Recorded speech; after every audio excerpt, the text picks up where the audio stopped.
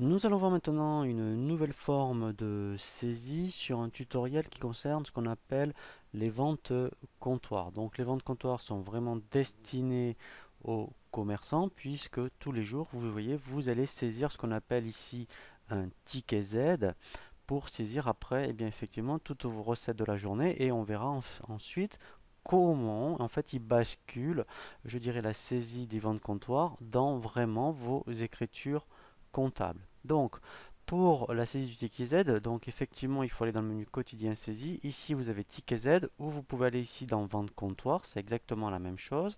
Donc là, je vais cliquer sur ticket Z. Voilà. Donc par exemple ici, alors on va, par exemple, vous voyez, donc il y a un libellé type hein, ici, donc vous pouvez mettre, donc par exemple, puisque c'est un ticket par jour, ben, on peut mettre, mettons, la date du jour.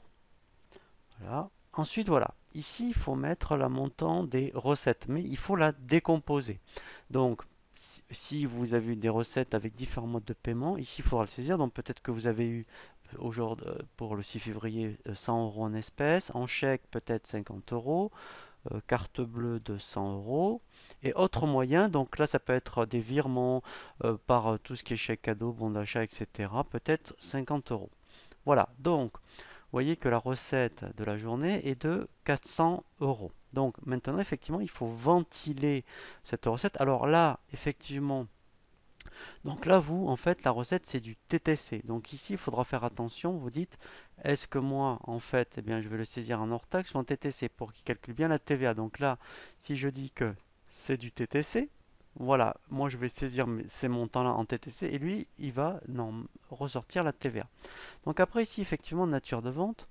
Donc, alors ici, j'ai vente de marchandises. Donc, alors, bien sûr, vous auriez créé les comptes correspondants hein, de marchandises. Hein. Donc, c'est du 7, vous voyez, c'est du 707. Donc là, moi, je vais en mettre un hein, et je vais le rajouter plusieurs fois pour le ventiler. Donc là, je vais ventiler mon espèce. Donc là, je vais dire que c'était mes 100 euros. Donc là, c'était à 20%. Voilà, je fais ajouter. Ensuite, donc, je vais réutiliser mon compte 707 vente de biens pour ventiler après les chèques. Donc là, voilà. Ici, 20%. Je continue. Voilà. Donc là, toujours pareil. Vente de biens. Je vais ventiler les cartes bancaires. Voilà. Et le dernier, ici, là, je vais donc ventiler. Voilà. Donc là, en fait, autre moyen, c'est les 50 euros. Voilà. Voilà. Donc là, vous voyez, maintenant, j'ai bien 0 en ventilé. Je peux voir ici l'écriture. Vous voyez, donc pour l'instant, ici, c'est l'écriture de vente. Donc là, je valide. J'enregistre donc mon ticket Z du 6 février. Voilà. Donc là, en fait, il faut valider le ticket hein, puisque c'est obligatoire. Donc en fait, vous voyez, comme il est indiqué, ça sera plus modifiable ni supprimable. Je fais oui. Voilà, donc ça c'est la première étape. Ici j'ai bien mon ticket Z, mais maintenant en fait il faut faire ce qu'on appelle une remise en banque. Donc là en fait il a tenu compte on va dire des recettes, mais après il faut le basculer en remise en banque. Donc là en fait je fais ajouter, remise en banque.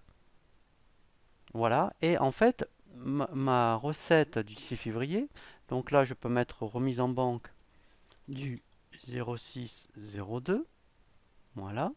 Il faut donc la ventiler, c'est-à-dire que ces montants-là, vous voyez, il faut absolument le ventiler. Donc, en fait, vous pouvez les ventiler dans votre banque principale ou vous pouvez choisir, si vous avez deux banques, et bien sûr, je dirais les 400 euros, comment vous voulez le ventiler. Je peux donc mettre 200 euros et 200 euros par exemple sur la banque principale. Donc, je vais dire par exemple, eh bien, tiens, pourquoi pas, les cartes bancaires vont être ventilées, vous voyez, sur la banque principale et je vais faire ajouter et je vais ventiler, pourquoi pas. Alors c'est un exemple, hein, on peut tout, si vous n'avez qu'une seule banque, bien sûr, vous ventilez tout sur la banque principale, hein.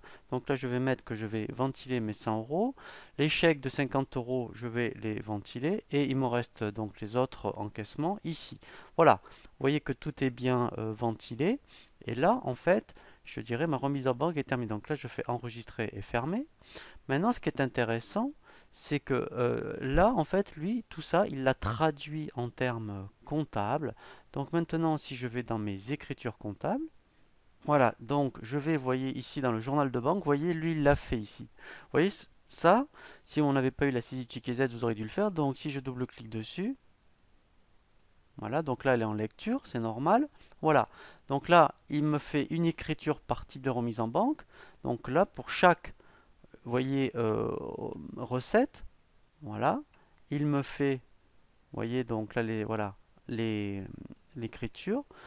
Voilà, donc ça, en fait, c'est vraiment très bien. Voilà, donc lui, en fait, il a tout fait tout seul. Voilà, donc vente comptoir, c'est vraiment très intéressant pour les commerçants.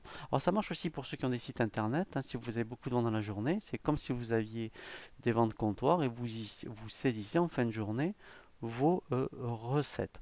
Alors maintenant, on va voir un autre cas de figure au niveau des saisies qu'on appelle mes écritures comptables, qui est là, comme son nom l'indique, plus comptable. Donc il faudra aussi le voir pour saisir les écritures d'OD, hein. C'est le seul moyen de saisir les écritures d'OD, donc c'est le prochain tutoriel que je vous propose.